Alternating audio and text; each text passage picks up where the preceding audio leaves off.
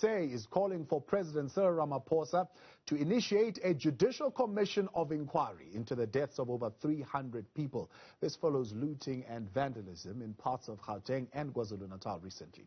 Action SA Gauteng chairperson John Moodey joins us now to answer some of the questions around this call. John, good to have you with us tonight here on In Focus. Anytime one suggests for South Africa to hold a commission of inquiry, I mean, people will be up in arms. One, it's a waste of resources that we don't have.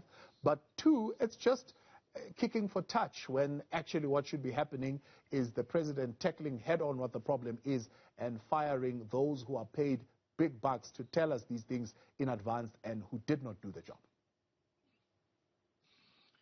Hi, Thabo. Good evening to you.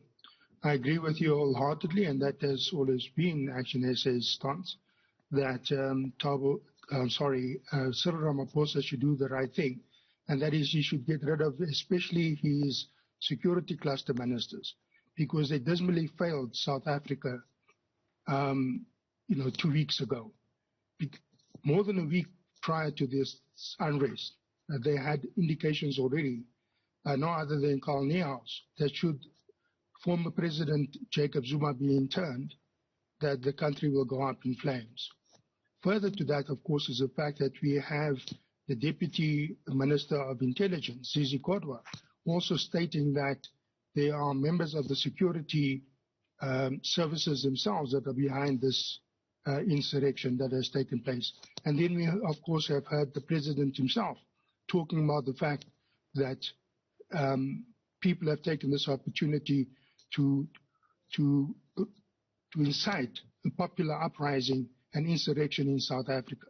And that use of that word insurrection is treasonous, because it is a betrayal of our democracy, our hard fought for democracy, and it is indeed a threat to us as South Africans and our freedoms. Yeah. As Action SA, so therefore, there was an insurrection or an attempted insurrection?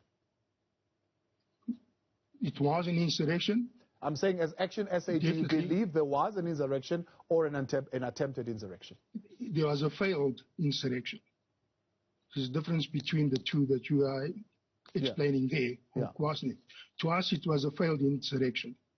Why do you believe so? I mean, what gives you that kind of feeling? I mean, from when it started, it was ethnic mobilization. It was an attempted insurrection.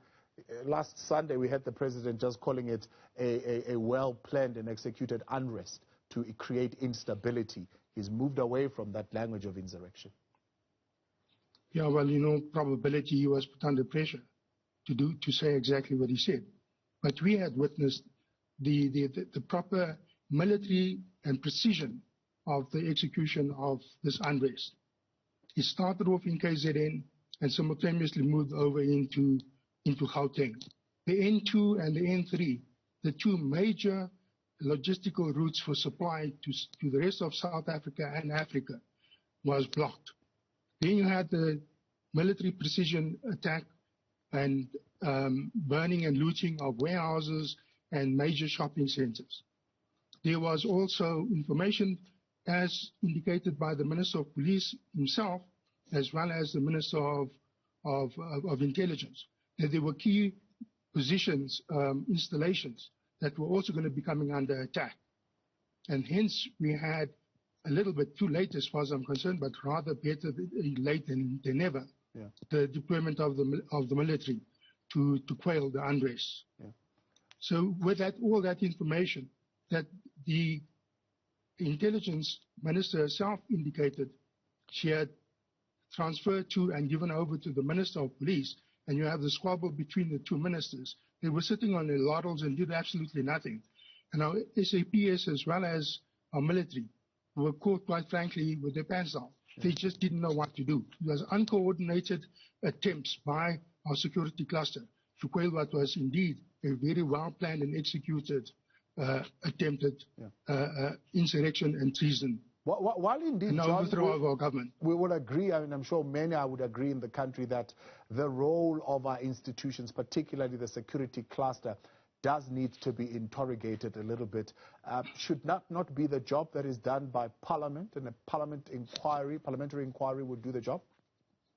then you are asking people who are in all probability implicated in this failed attempted insurrection to be investigating themselves. We had seen that Parliament had used, well, the government itself, the ANC government, had used its majority during the time of Zuma's term to support him and to overthrow motions of no confidence against him.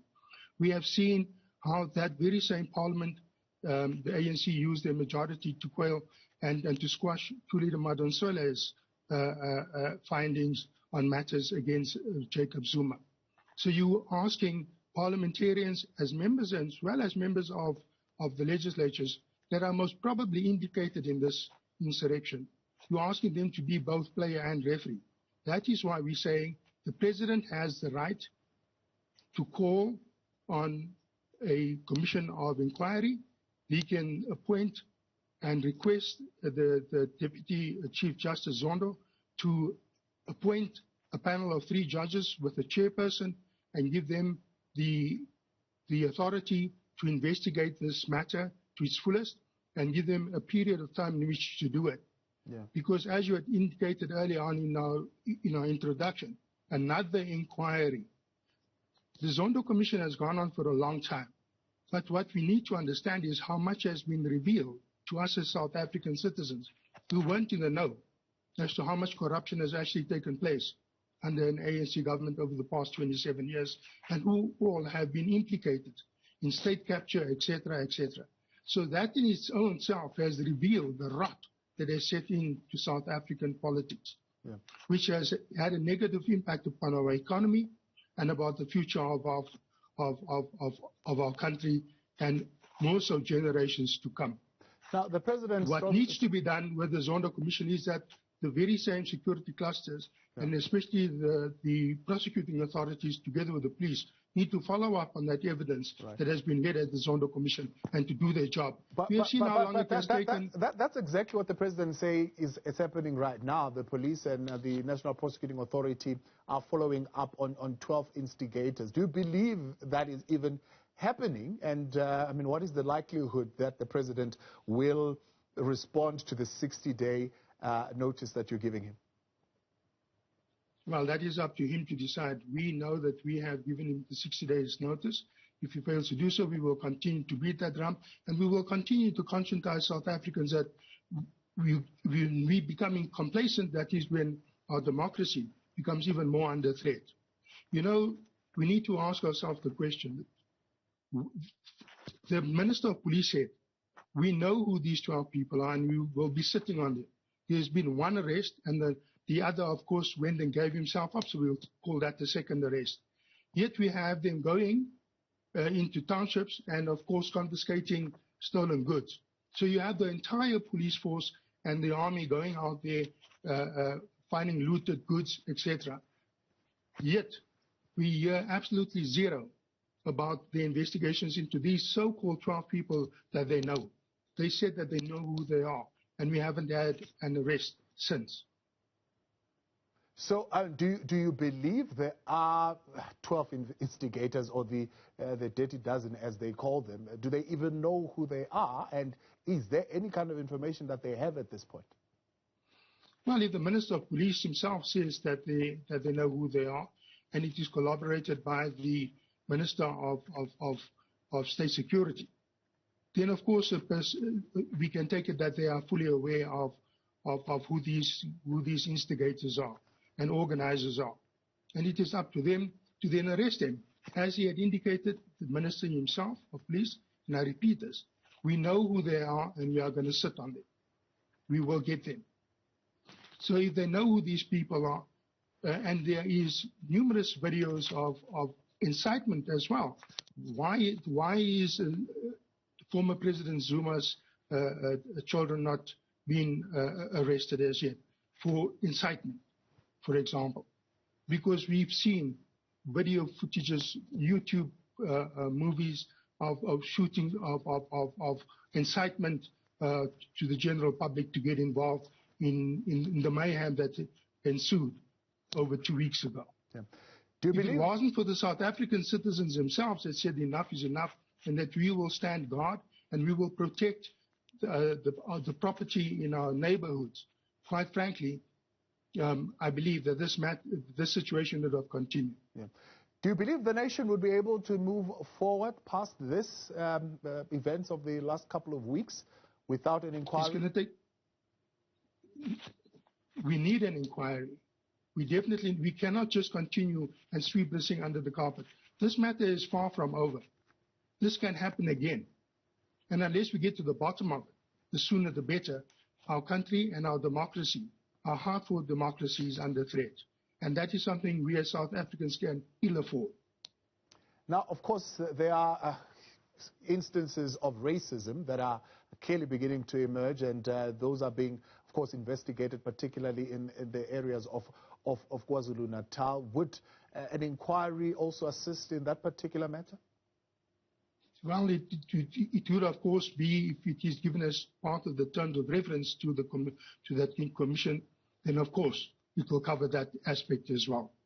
Because ultimately, we need to rebuild our economy. It's going to take forever to do so. An already ailing and crippled economy. And we also have to look at nation building, because this has done tremendous damage to racial harmony, especially in KZN. John Moodey, I appreciate your time, and thank you very much for joining us tonight here on In Focus. Action SA Gauteng chairperson John Moodey there. They're calling for President Cyril Ramaphosa to appoint a judicial commission of inquiry into the unrest that took place a couple of weeks ago in KwaZulu-Natal as well as here in Gauteng. They strongly believe that it is only an inquiry that could help move this nation forward, but also unpack and unearth what's and all, everything that went wrong, and the role of our security cluster institutions as well in that mayhem that took place a couple of weeks ago. We'll continue.